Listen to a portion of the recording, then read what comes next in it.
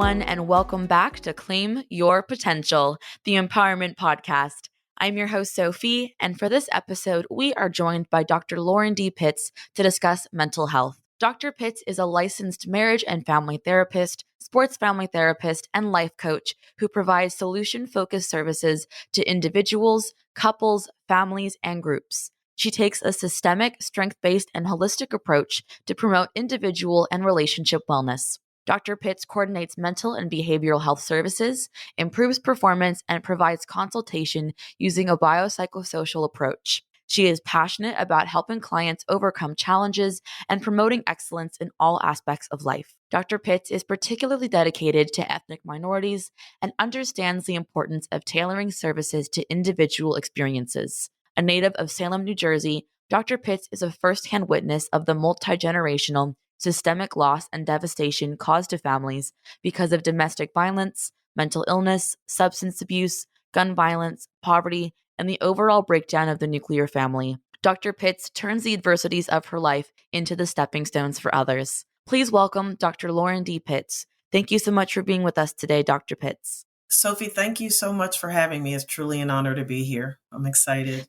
Thank you for coming on. And I'm super excited to talk about mental health with you. And I would love to start our conversation by asking you, how do you define mental health? I define mental health as one's awareness of their overall psychological well-being, their emotional well-being, and understanding that just like we need to focus on our physical health, we need to focus on the mental health as well. In fact, I would argue that your mental health is more important than your physical health, because if your mental health is not where it needs to be, it can erode your physical health, and quite frankly, vice versa. So it's this heightened awareness of having a healthy thought life, if you will, that if you don't, it can adversely impact every area of your life. Absolutely. Thank you so much for that definition. And I really want to make sure that we're being intentional about our conversation today. And so I would love to get your thoughts on, why do so many shy away from the topic of mental health? You know,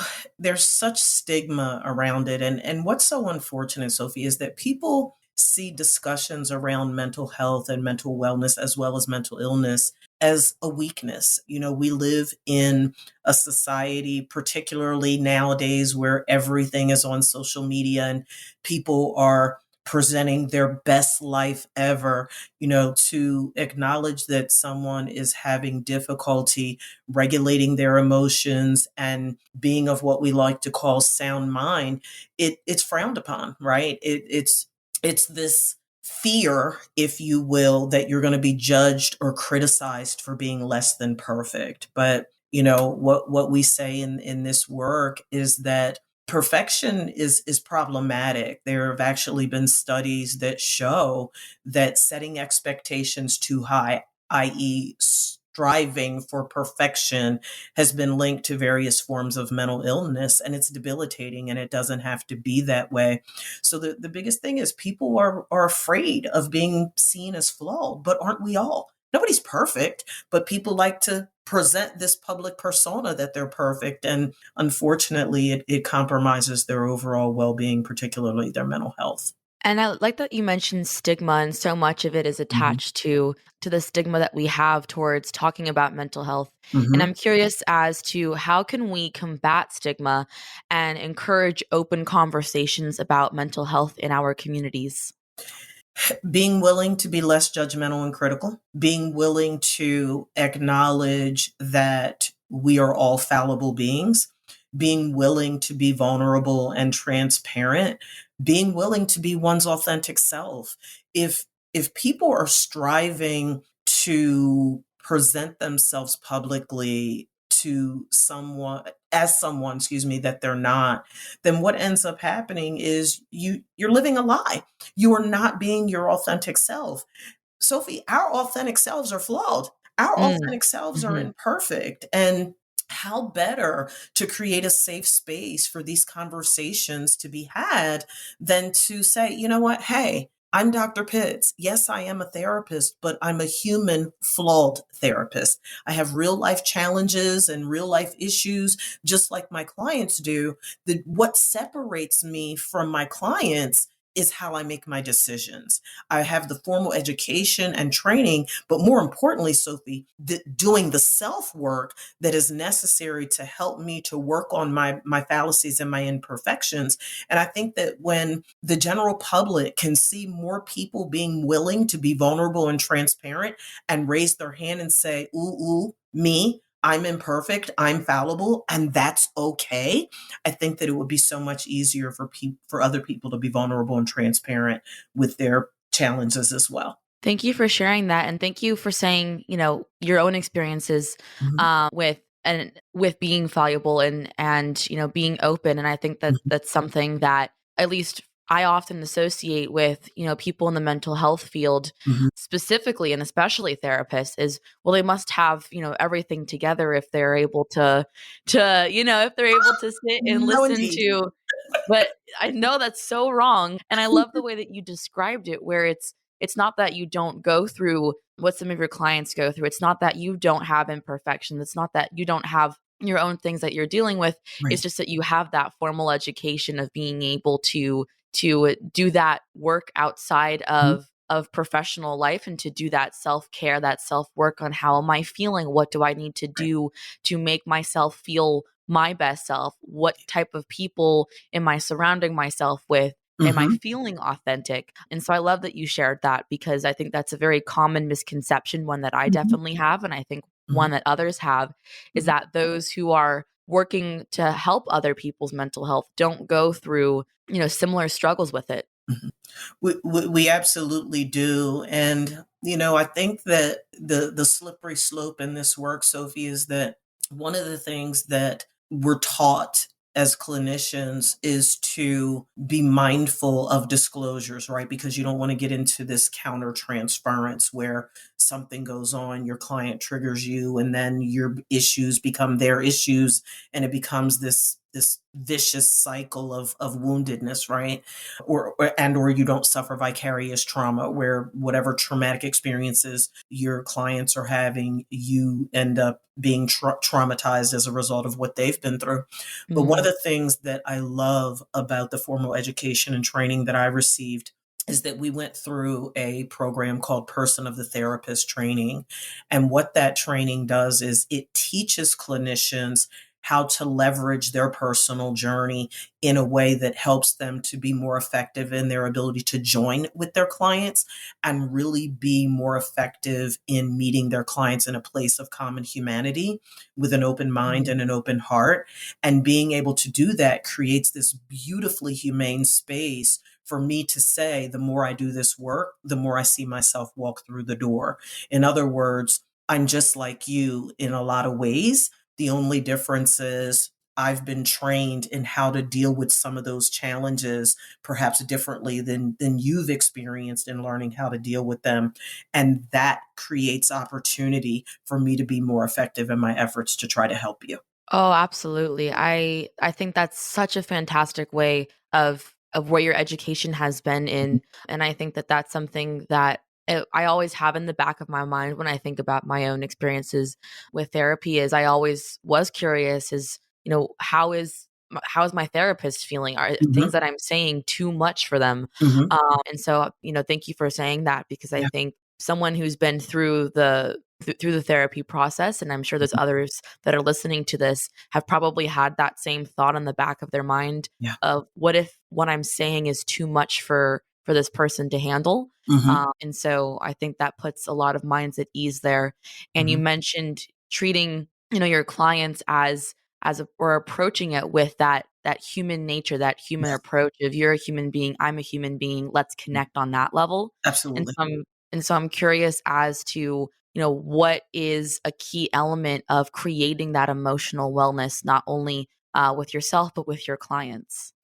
It really starts with being able to put your finger on the pulse, is the way that I like to say it. Putting your finger on the pulse of your authentic emotions. So oftentimes we hear people default to, well, I was angry. I was just so angry with you. And I just, oh. I just don't know what to do, right? And I say, well, what else? Because anger is a secondary emotion. Anger is the smoke and mirrors, if you will, or the camouflage that hides the authentic emotions that you're experiencing.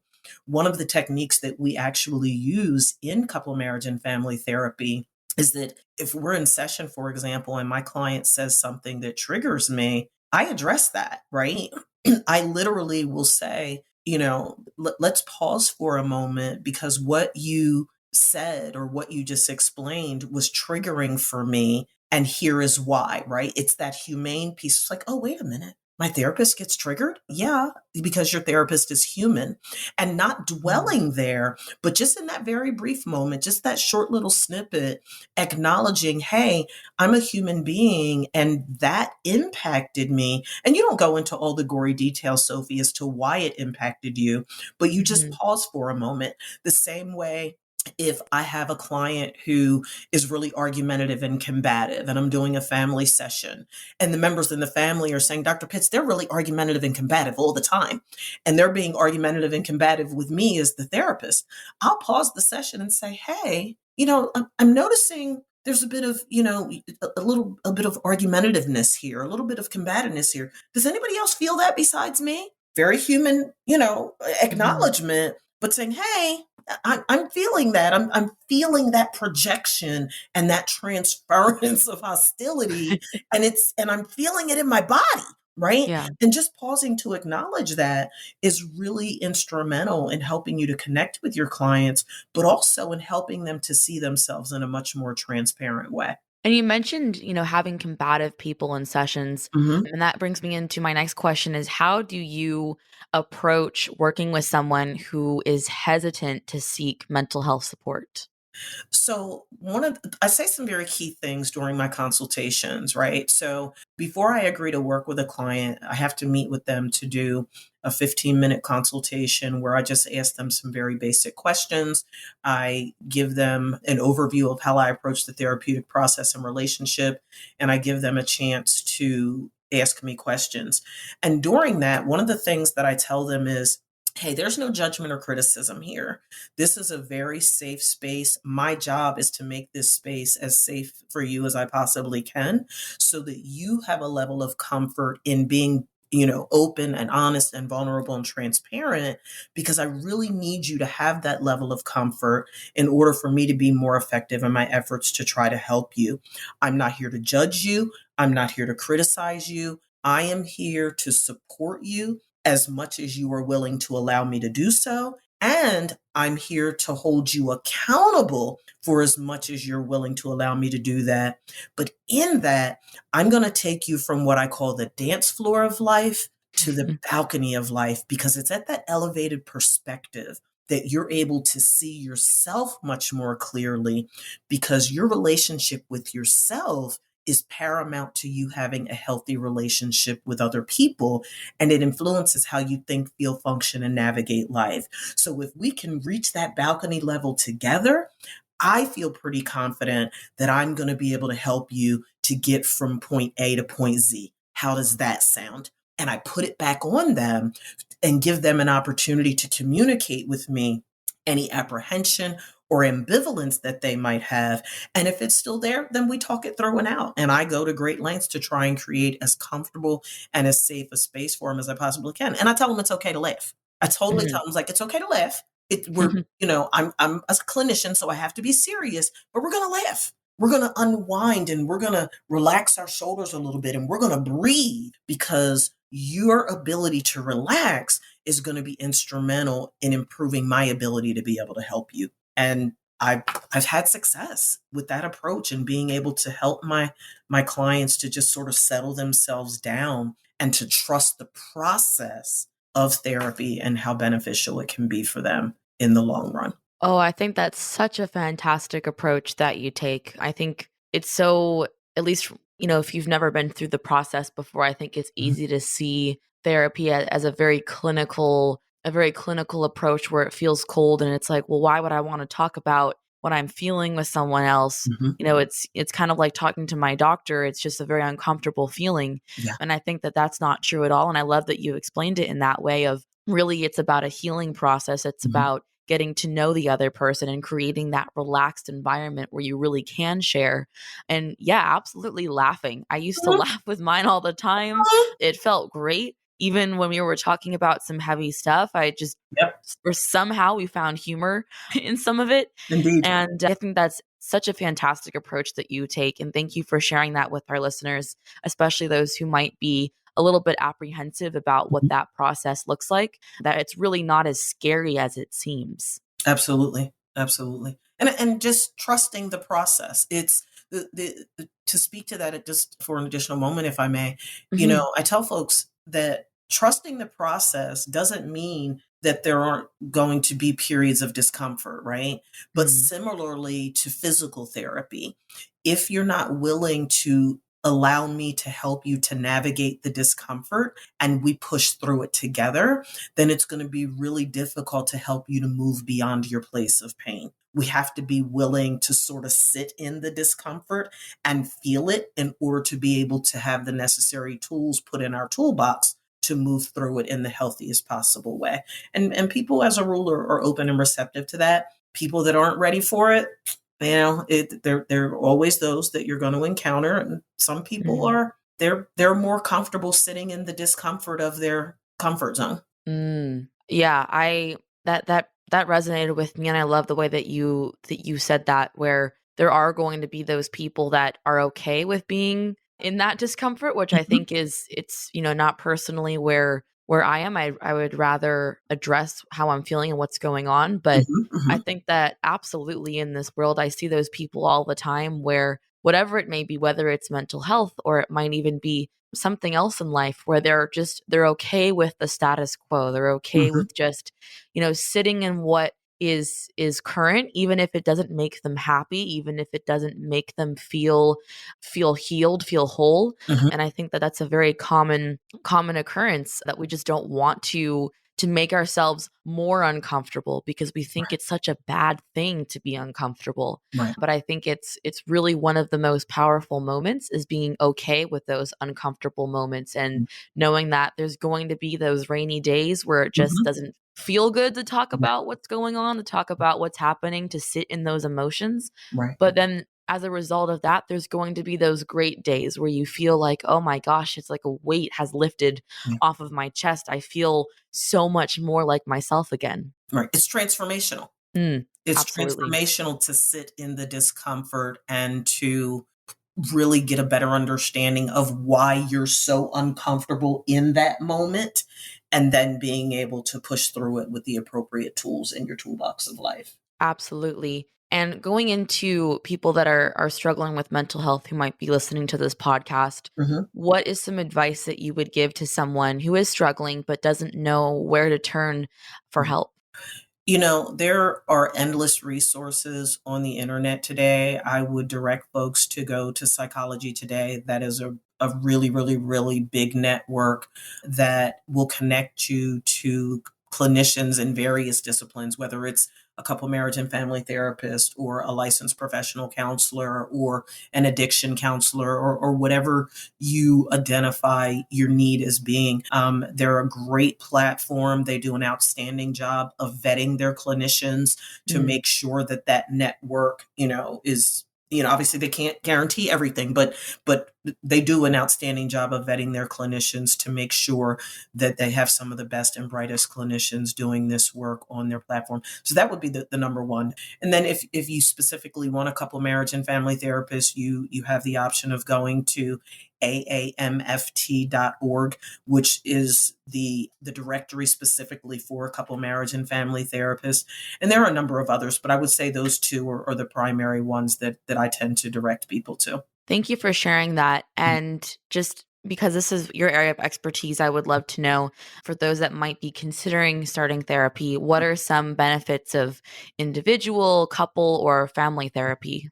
You don't have to go through whatever it is you're going through alone, Sophie. I tell my Mm, clients, and I say it in jest, but I'm serious, is that, if you had all the answers, you wouldn't be here. But here's the mm, caveat that I want to add to that is when I'm doing my consultations, I tell people you're the expert of your life. You know yourself far better than I ever will. But what I've learned in doing this work all these years is that people either don't know that or they've lost sight of it because of all of the curveballs that life is throwing at them. So coming into therapy can be instrumental in helping you to realize that you are the expert of your own life. It can be instrumental in helping you to understand that the things that happen to you, they may have been tragic. They may have caused you exorbitant amount of pain, but they don't define you. Coming into therapy can be instrumental in helping you to have that neutral support. A lot of times family and friends, can be really judgmental, can be really critical, can be really, condemning, and at times make matters worse. So having that neutral support, having that safe space to be authentically who you are without judgment, without criticism, having that objectivity of a clinician that doesn't know you from a can of paint, and then really positioning yourself to have your perspective about yourself, about others, and about life holistically elevated to a level that allows you to see everything through a much clearer lens, I believe are some of the primary benefits of therapy, whether you're an individual, couple, a family, roommates, it doesn't matter. Those things are definitely key benefits to anyone seeking therapy. Thank you so much for sharing that. And someone that's been through the process, I could not recommend it more to anybody, especially with that objective approach, because it can be very scary, as you said, to talk to family or friends, because I mean, they might even be why you might need to go see Right. someone. To be very honest, You read and my also, bio, didn't you? yeah. Absolutely. And then just also that objective approach, I think is so key when, there isn't someone that's listening that has an emotional attachment to you and to what you're saying, and that might take what you're saying the wrong way, or might be a little bit like, "Oh, that doesn't make any sense why you feel like that. You have a good life. I'm so confused. You're always so happy with me." Right. And that's something that I've heard before, and something that I think, would happen to a lot of people if they tried to go directly to friends and family. Not to say that you shouldn't, but I truly do believe in the power of therapy. And so I just want to say thank you for sharing that, and also thank you for the work you do in the field. And to tie everything together, I would love to know what is something that our listeners should take away from this conversation. I want to connect for your listeners, Sophie, this beautiful relationship between mental health and empowerment. And this is Mm, what I want them to know. Taking charge of your mental health, getting the help that you need, doing the self work to be the best version of yourself that you can be, in and of itself is empowering. It's taking the power back that the situations, circumstances, experiences of life have robbed you of being the mm, best version of yourself that you can be. Therapy takes it back. Mental wellness takes it back, and it positions you to not be a victim of circumstance, but to recognize that these things happened, but they don't have to define you. They don't have to inform your present and your future and your authentic self unless you decide that they should. Absolutely. That is such a fantastic piece of advice to give all of our listeners. And I was sitting in that moment listening to what you were saying, and just it resonated, and I felt that. And so thank you so much for saying that. Indeed. And thank you so much for this conversation, and as I said earlier, for the work you do, and for taking the time to speak with our listeners today about mental health. Thank you so much. Thank you for having me. I totally appreciate it. Thank you. The work that you're doing is equally powerful. Thank you so much. And thank you again for coming on to the podcast, Dr. Pitts. Thank you. Have a good day. That concludes this podcast episode. Thanks for listening. If you're enjoying our show, you can also visit our website, claimyourpotential.com, to access our blog, listen to previous and future episodes, leave a review, and subscribe to our newsletter. For more content, you can follow us on Instagram and Facebook at Claim Potential for inspiration, episode and blog post announcements, along with other content for you to reach your full potential. A free way to support our show is by leaving it a rating and review on the podcast streaming platform of your choice. If you're not sure how to do this, you can head over to the Leave a Review page on our website for instructions. Thank you, everyone, and tune in next time where we'll continue to learn how you can claim your potential.